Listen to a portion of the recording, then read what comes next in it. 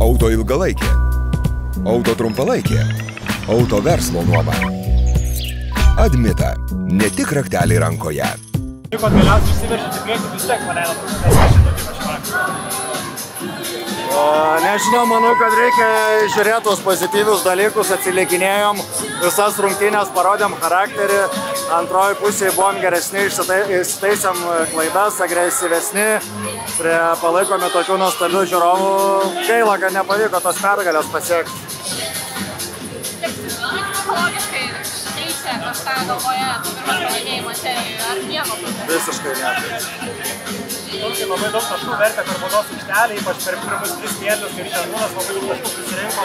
Atrodo, antroji pusė sugebėjo kažkiek tai sutvarkyti, bet kas neveikia, ypač pirmoji pusė, kad jie tiek daug taškų vertė. Bandėm gintis vienas prieš vieną, individualiai labai stiprus žaidėjas, fiziškai stiprus, talentingas. Tai tikrai padarė jisai mums daug, pridarė daug bėdų, antroji pusėje šiaip realiai nepakeitėm gynybos, tiesiog gal viens kitam daugiau padėjau. Šiemet daug kas šneka apie lietuvių greitą puolimą, bet iki ketvirto kėlinio vidurio neturėt nei taškų greito puolimo. Ką turkai darė taip gerai, ar jūs kažką blogai darėt, kad nepavyko bėgti? Tai manau, kad visos komandos mato, kokį žaidimo stilių norim propaguoti, ne? Žaidžiam greitai, bėgam, ginamės agresyviai, manau, kad pirmoji pusėje gal jie net labiau norėjo, jie išstūmė mumis iš savo aikštelės pusės, žaidėm toli nuo tritaškio linijos, tai pakišo koją ir sustabdė mūsų greitą puolimą. Jie puolime neklydo, tai nesuteikė mums šansų lengvai užpulti. Šengūnas, Larkinas, Osmanas visi žaidė virš 30 minučių, o jūs vis dar naudojate 14 žaidėjų rotaciją. Ar galima sakyti, kad lietuviai dar daugiau turi tų rezervų lygiai nusipirkę, pavyzdžiui? Nežinau, pažiūrėsim. Iš tikrųjų dirbam, stengiamės. Susirinkom jau senai, visi atiduoda 100% ir tikėkime, kad čempionate bus dar geriau.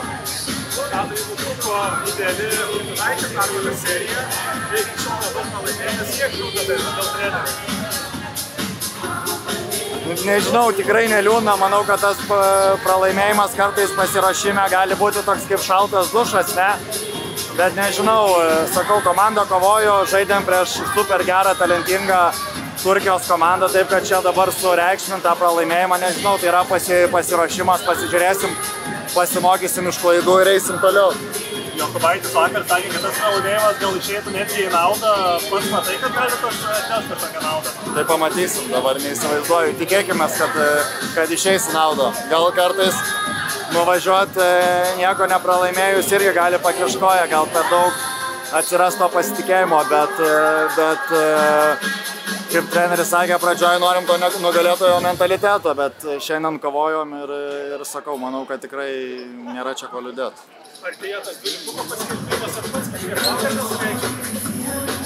Nesureikšminu, ką toliau dirbu, darau savo darbą, sportuojam. Čia jau paliekam treneriam visus šitus darbus. Gaila, kad nieko nebereiškia galėtas tritaškis, bet jei metus tos emocijos atneša, kad paėmė. Jo, smagu iš tikrųjų tokie momentai, ne.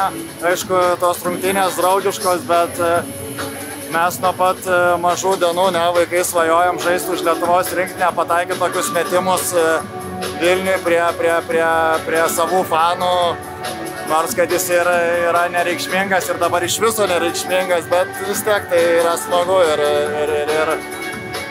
turbūt vaikystėje nebūčiau patikėjęs. Ačiū. Auto ilgalaikė, auto trumpalaikė, auto verslo nuoma. Admita, ne tik rakteliai rankoje.